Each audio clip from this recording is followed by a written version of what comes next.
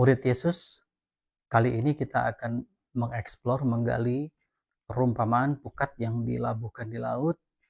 Dengan pertolongan Roh Kudus, kita coba baca di dalam Matius 13 ayat 47 sampai dengan yang ke 51.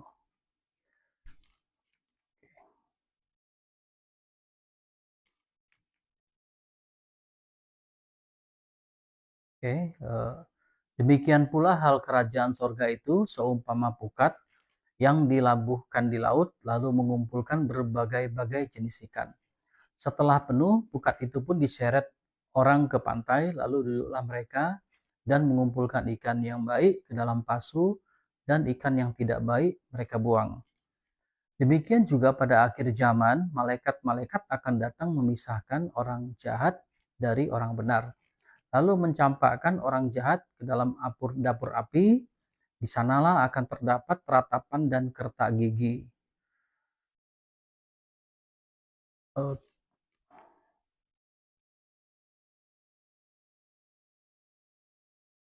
Ya, demikian firman Tuhan kita baca. Ya, kerajaan Allah itu sudah ada tetapi belum lengkap. Kerajaan Allah sudah ada daripada mulanya. Kalau kita lihat ada dua lingkaran, sebelah kiri dan sebelah kanan. Itu adalah Alfa dan Omega. Alfa itu adalah kekekalan awal, sementara Omega itu adalah kekekalan akhir. Di dalam kekekalan awal ini, ketetapan Allah, kehendak Allah, firman Tuhan, dan anak Allah, dan Roh Kudus itu sendiri sudah berada. Peraturan-peraturannya, ketetapannya dimanifestasikan dalam dimensi waktu, dimensi wilayah, orang Yahudi, kemudian di dalam dimensi sejarah, budaya, dan dalam dimensi negara atau area. Kemudian bagian demi bagian dimanifestasikan mulai dari Adam, Abraham, Musa, kemudian dan seterusnya, sedangkan Yesus sendiri baru menyatakan dirinya 2000 tahun yang lalu. Terus sampai nanti seluruh kehendak Allah itu ditetapkan, dinyatakan. Kalau kita baca dalam Kolose 1, 16, 17, karena di dalam Dialah telah diciptakan segala sesuatu yang ada di sorga dan yang ada di bumi, yang kelihatan dan yang tidak kelihatan, baik singgasana maupun kerajaan, baik pemerintah maupun penguasa, segala sesuatu dijadikan oleh Dia dan untuk Dia. Ia ada terlebih dahulu dari segala sesuatu dan segala sesuatu ada di dalam Dia. Jadi baik yang kelihatan maupun yang tidak kelihatan, di situ dikatakan bumi yang kelihatan, surga yang tidak kelihatan, yang fana dan yang tidak fana, yang material atau imaterial, semua ada di dalam Dia. Ibrani 1 ayat 2, oleh Dia Allah telah menjadikan alam semesta. Yakobus 1:17, Bapa segala terang itu padanya tidak ada perubahan atau karena bayangan, karena pertukaran. Tidak mungkin ada bayangan atau pertukaran jika Dia memenuhi segala sesuatunya, baik yang kelihatan dan yang tidak kelihatan. Dan Ibrani 12 ayat 28, sifatnya kerajaan Allah itu tidak tergoncangkan karena Dia penuh seperti autel aqua. Kalau Dia diisi penuh tidak bisa digoncangkan karena Dia terisi penuh. Bahkan Salomo pun mengatakan di 1 Raja-Raja 8, langit, bahkan langit yang mengatasi segala langit pun tidak dapat memuatkan engkau. Ada 3 tingkat dari langit. Kalau di dalam 2 Korintus 12 ayat 2, Rasul Paulus mengatakan 3 tingkat. Dia pernah diangkat ke tingkat ketiga dari langit. Langit itu dimaknai secara jamak ya. Langit pertama itu di mana langit di mana ada burung-burung, oksigen ada. Langit tingkat 2 itu di mana antariksa berada dan benda-benda langit. Kemudian langit tingkat ketiga itulah dunia ilah-ilah. Dalam bahasa Ibrani, dalam bahasa Yunani itu dikatakan kerajaan Allah ya, Basileia Tau Theo, yang memiliki gramatikalnya itu Tau itu adalah genetif. Jadi kerajaan miliknya Allah. Jadi Dia yang punya kerajaan, kuasa, dan kemuliaan. Kalau bicara Basileia itu bicara wilayah dan satu pemerintahan, seperti itu. Kemudian di dalam Matius 4 ayat 17 di situ dikatakan bertobatlah, kerajaan Allah sudah dekat. Kalau gramatikalnya itu perfect active indikatif. Jadi kerajaan Allah itu telah datang dan terus secara aktif mendekat dan memberikan hasil yang terus berlangsung. Kerajaan Allah itu telah memasuki sejarah dari manusia. Markus 1 ayat 13 sudah digenapi, telah digenapi ya, plero itu ya. Jadi digenapi berdasarkan waktunya Tuhan, yaitu kairos, di dalam manifestasikan di dalam waktunya kronos, di bawah matahari. Waktu penggenapan yang ditentukan Allah telah tiba. Kemudian Lukas 17 ayat 21, kerajaan Allah tidak di sana atau di sini, tetapi kerajaan Allah ada di dalam atau di tengah-tengah kamu. Jadi kerajaan Allah itu sudah ada di dalam kita, yaitu hadir melalui diri Yesus Kristus itu sendiri. Oke. Jadi kerajaan itu paling tidak memiliki 4 unsur. Ada pemerintahnya, di situ tentu ada rajanya, ada wilayahnya. Kalau kerajaan Allah itu wilayahnya fisik dan non fisik. Yesus itu sebagai rajanya, dan warga negaranya ya orang percaya yang sudah menerima Roh Kudus dan percaya kepada tubuh dan darah Yesus. Kedaulatan di kerajaan Allah itu tidak dibatasi oleh wilayah fisik saja, tapi juga non fisik. Selain non fisik, wilayah yang rohani maupun yang material. Oleh karena itu Tuhan bisa memerintahkan badai berhenti, memerintahkan tubuh yang sudah 4 hari mati, bisa mengalir aliran darah, saraf-saraf kembali berfungsi, yang sudah kaku berfungsi gitu ya. Kemudian unsur lain paling tidak ada 4 itu. Ada aspek-aspek lain seperti dasar negara, ada firman Allah di situ. Ada undang-undang dasarnya, yaitu hukum. Kalau di zaman perjanjian lama itu ada hukum Taurat. Di dalam janji yang baru itu ada hukum kasih karunia. Ada sistem ekonomi yang berlaku di mana kita diberikan talenta untuk dikerjakan yang bisa menghasilkan 100 kali lipat, bahkan bisa ditambah-tambahkan. Mintalah talenta-talenta kuasa dalam kita melayani. Dalam sosial budaya, seluruh orang percaya adalah bagian dari tubuh Kristus itu sendiri.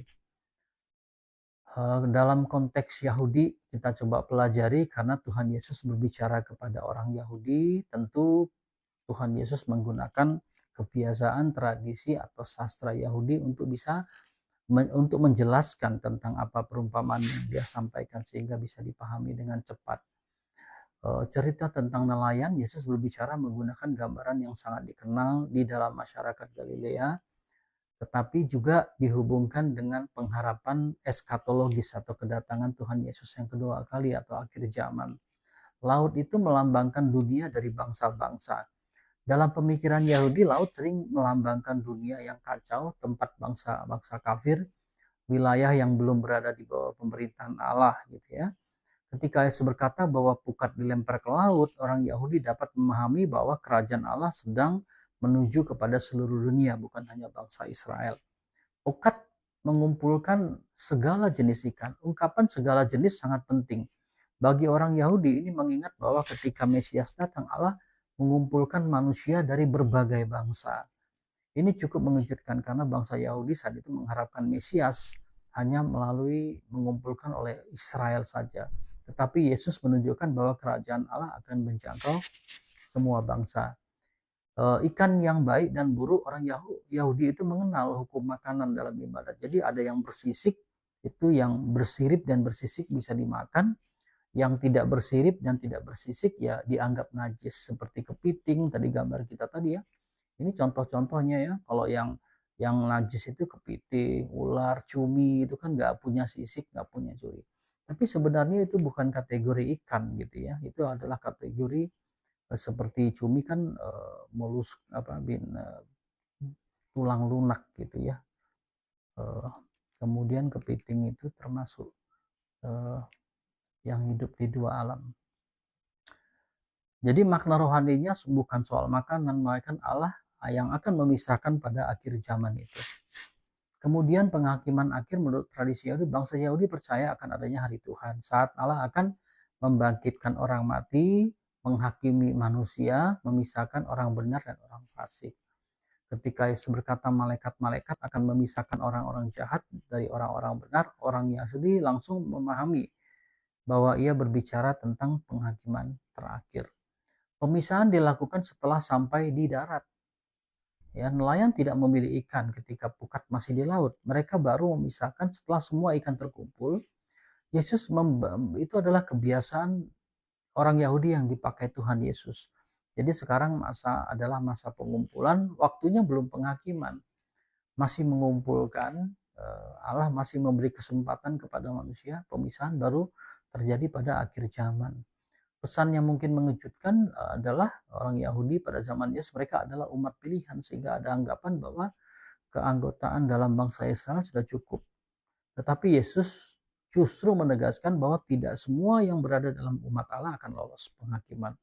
Allah melihat iman dan ketaatan, bukan hanya identitas sebagai orang Yahudi. Ya, iman itu ya Yesus sendiri.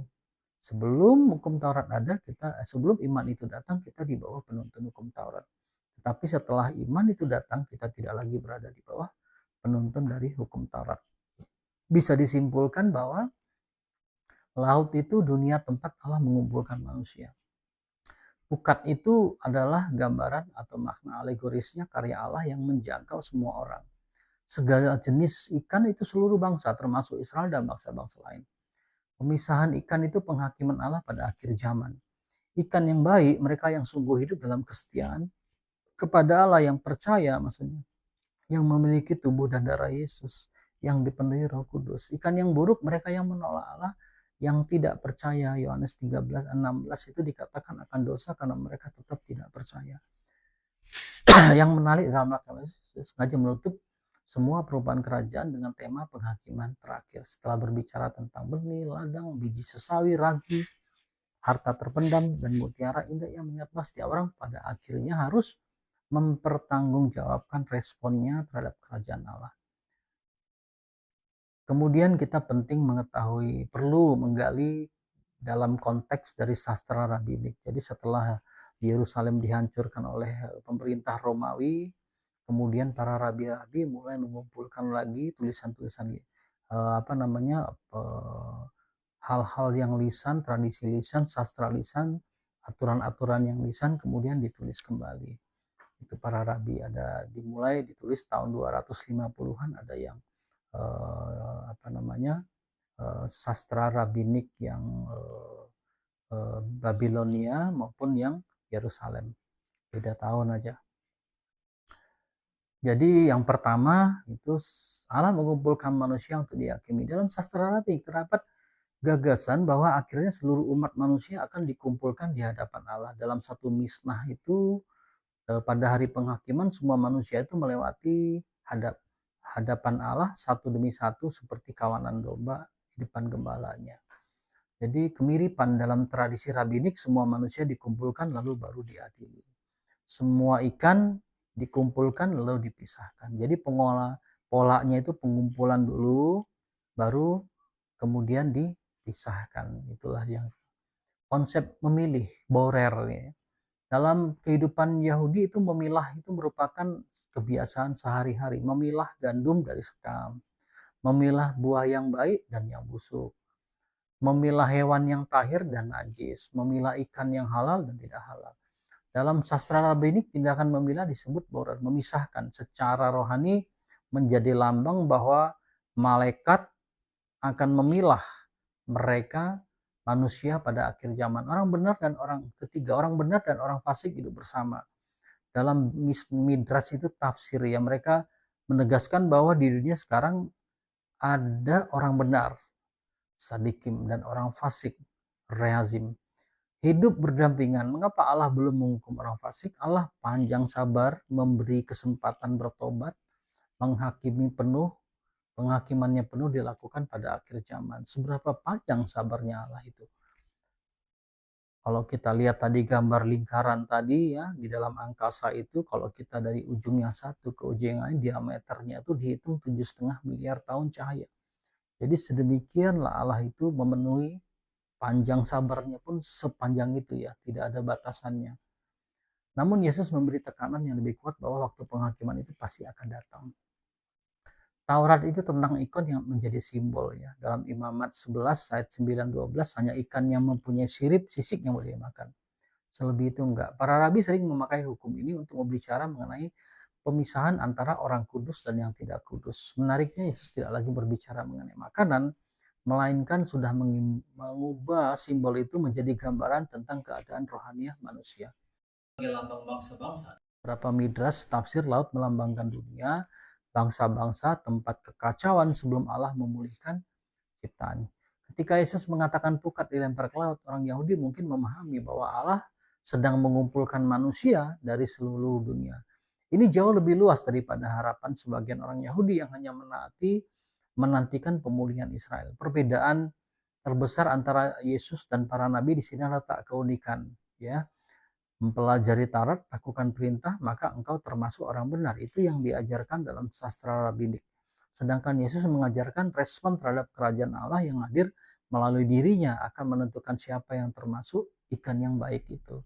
Jadi pusatnya bukan ketaatan pada Taurat, tetapi respon terhadap Mesias atau Yesus itu sendiri. Kesimpulannya, Allah sedang mengumpulkan seluruh umat manusia sebagaimana diajarkan dalam tradisi penghakiman terakhir. Pemisahan antara orang-orang benar dan orang fasik adalah pekerjaan Allah, bukan manusia. Kesabaran Allah saat ini bukan berarti tidak ada penghakiman, melainkan memberi waktu untuk bertobat. Yesus mengembangkan tema-tema rabbinik yang sudah dikenal, tetapi mengarahkan kepada realita yang baru, bahwa kerajaan Allah telah hadir melalui pelayanannya. Dan keputusan seseorang oleh karena kehendak bebasnya terhadap kerajaan itu akan menentukan hasil pemisahan pada akhir zaman. Ada beberapa kata penting yang akan kita pelajari makna dari konteksnya deh. Di situ dikatakan pukat itu digunakan kata sagene. Sagene itu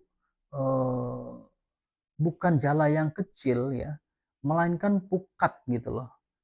Kalau di situ melemparkan jala ya, tapi pukat dragnet yang sangat besar ditarik oleh dua perahu dari pantai.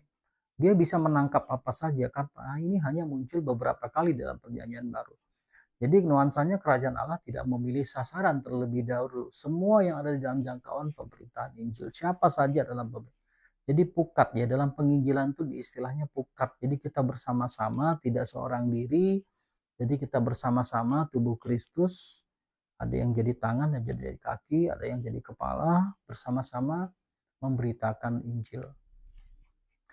Kemudian dilemparkan ya, balo artinya melempar, mengirim, melontarkan. Bentuknya itu pasif auris ya, pasif participle artinya sudah terjadi, dikerjakan, dilemparkan.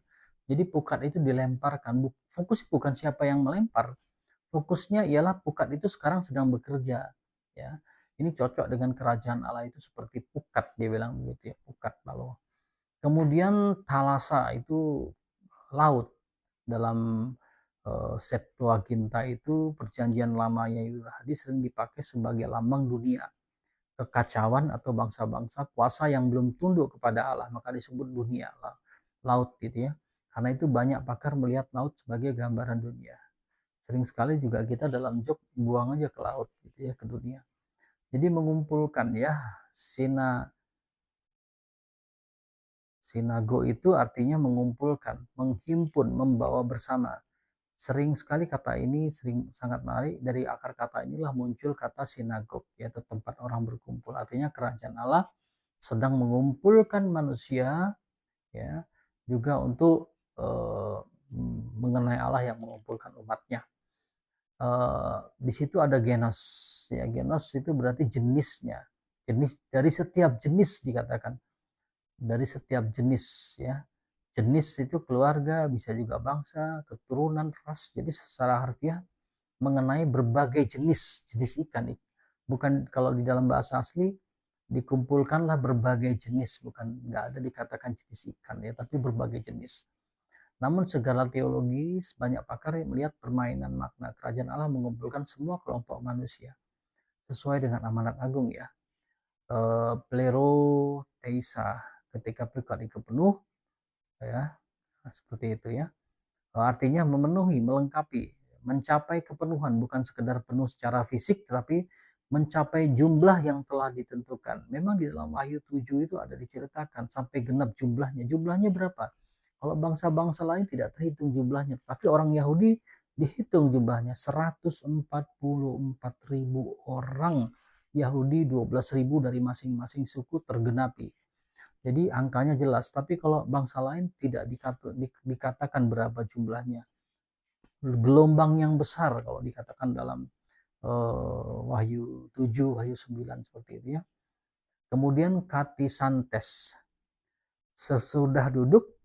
Jadi mengapa kok sudah duduk? Karena memang nelayan Galilea itu biasa menari pukat dan mereka duduk sambil memilah ikan satu persatu. Ini memberikan kesan proses yang tenang, teratur, tidak tergesa-gesa gitu ya. Penghakiman Allah juga digambarkan sebagai proses yang teratur dan adil. Synelexon, beras yang mengerti mengumpulkan, memilih, kemudian memungut. Ada perbedaan menarik ya. Mengumpulkan semuanya ya. Jadi mengumpulkan yang dipilih. Jadi urutannya kerajaan Allah itu mengumpulkan semuanya, lalu orang benar dikumpulkan secara khusus. Gitu. Takala, ikan yang baik, kalos ya. Kalos tidak hanya berarti baik secara moral, dalam bahasa Yunani berarti juga berkualitas, berguna dan layak atau indah dan indah. Nelayan memakai istilah ini untuk ikan yang layak dijual, tetapi Yesus memakainya dalam istilah perdagangan ya. Tasapra ya, ikan buruk. Sapra ya, sapros ya, lebih kuat daripada sekedar buruk. Artinya busuk, bukan buruk tapi busuk, rusak, tidak berguna. Ya, kata yang sama dipakai dalam Matius 7, pohon yang buruk ya, artinya bukan buruk itu artinya bukan kurang bagus, tidak ada nilai lagi gitu ya. Jadi kita pun tidak ada nilai lagi, orang manusia yang tidak ada nilainya ya. Tuhan cuma menilai orang berdasarkan adakah tubuh dan darah Yesus di dalam kita. Dia tidak menilai orang dari harta, kekayaan, kelimpahan, tapi dia menilai adakah iman di dalam diri kamu. Ini penting sekali ya. Banyak sekali kesalahpahaman orang dalam menilai, bagaimana Allah menilai. Jadi Angela itu malaikat ya, Angela ya, malaikat sering menjadi pelaksana dari penghakiman Allah. Yesus tidak berkata nelayan memisahkan, tapi malaikat. Ini menunjukkan perubahan tidak berhenti pada pekerjaan lain, melainkan menuju pada realitas eskatologis, akhir zaman ya, yang berarti penyelesaian, penyempurnaan, penutupan. Bukan berarti dunia berhenti begitu saja, melainkan sejarah mencapai tujuan yang telah Allah tetapkan ya. Matius itu pakai ungkapan ini ya, dalam Matius 13:39, Matius 24 ayat 3, Matius 28 ya, semuanya berbicara tentang penggenapan rencana Allah pada akhir zaman dalam jumlah tertentu yang sudah Tuhan tentukan ya. Jadi Sagene itu kerajaan Allah menyebar luas tanpa diskriminasi. Sinagog Allah telah mengumpulkan semua manusia melalui pemberitaan. Jadi sinagog ya, dikumpulkan. Pelero itu pengumpulan berlangsung sampai mencapai kepenuhan menurut rencana Allah. Tapi rencana Allah ya, tadi sudah dikatakan jumlah tertentu ya. Ada angka tertentu yang sudah Tuhan, 144.000 orang Yahudi plus sebagian besar bangsa-bangsa lain. Setelah itu silego itu setelah itu terjadi pemilahan yang cermat. Ya, kalau sapros yang dipisahkan bukan sekedar baik dan buruk menurut penilaian manusia, tetapi benar-benar bernilai dan tidak bernilai di hadapan Allah. Sinte, Leia, Tawaionos, semua itu berpuncak pada penggenapan sejarah dalam penghakiman terakhir. Dari sudut pandang linguistik, Matius memakai kosakata yang sangat konkret dari dunia nelayan Galilea. Tetapi sekaligus muat istilah-istilah dalam Injilnya berulang kali lipat dipakai untuk menggambarkan pengumpulan umat Allah, penggenapan rencana keselamatan dan penghakiman terakhir. Kita dapat simpulkan dari apa yang kita explore ya.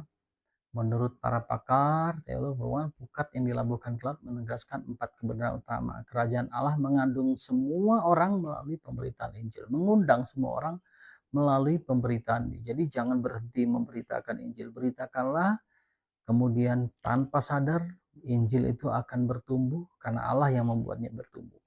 Pada masa sekarang orang benar dan orang jahat hidup berdampingan. Berkali juga perumpamaan yang lalang dan gandum juga disampaikan. Penghakiman akhir adalah kepastian. Ada kepastian dan Allah sendiri yang akan memisahkan mereka melalui para malaikat. Cara dia menilai tidak seperti cara manusia menilai.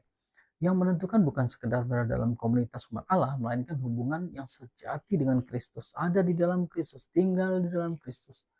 Sehingga ranting yang tinggal dalam Kristus terus menghasilkan buah untuk memuliakan Allah di dalam kerajaannya. Kita sebagai warga kerajaan sorga, teruslah memberitakan kerajaan Allah. Ya. Teruslah menabur. Teruslah menabur. Tapi ada suatu saat akan dipisahkan mana orang yang ada di dalam Kristus, mana orang yang dikatakan buruk tadi, yang tidak ada nilainya. Tuhan memisahkan siapa yang bernilai di mata Tuhan dan siapa yang tidak ada nilainya di hadapan Tuhan. Tuhan Yesus memberkati. Amin.